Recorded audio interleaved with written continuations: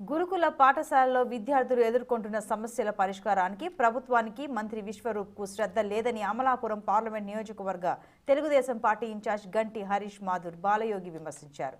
అంబేద్కర్ కోనసీమ జిల్లా అల్లవరం మండలం గోడి ఎస్టీ సంక్షేమ గురుకుల పాఠశాలను వసతి గృహాలను హరీష్ పరిశీలించారు.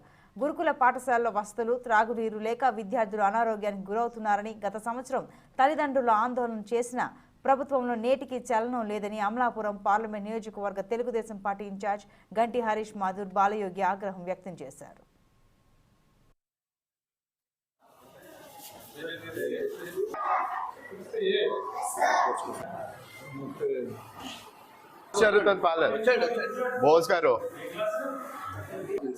మీరు ఏదో చేస్తారని, మీరు పిల్లల విషయంలోని రాజకీయం చేయరని అనే ఒక ఆలోచనతో మీరు ఏదో రాజకీయం ఇక్కడ వద్దు అనుకుంటారనుకుని మీరు చేస్తారనుకుంటే మీరు ఈ రోజు కూడా ఇక్కడ ఏ సమస్యలు ఎలా ఉన్నాయో అలాగే వదిలేసి వెళ్ళిపోయారు. మా నాన్నగారి పేరు మీరు మార్చారు, సరే.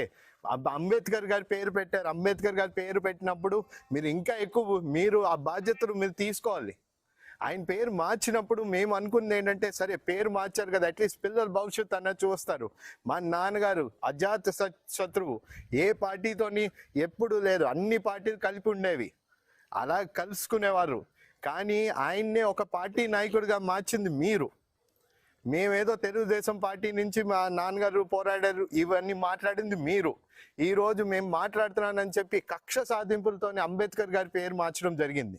సరే, మీకు ఇప్పుడు అంబేద్కర్ గారి మీద గౌరవం అన్నీ ఉంటే ఈరోజు బాధ్యత తీసుకుని ఇక్కడ ఉన్న సమస్యలు పరిష్కరించండి.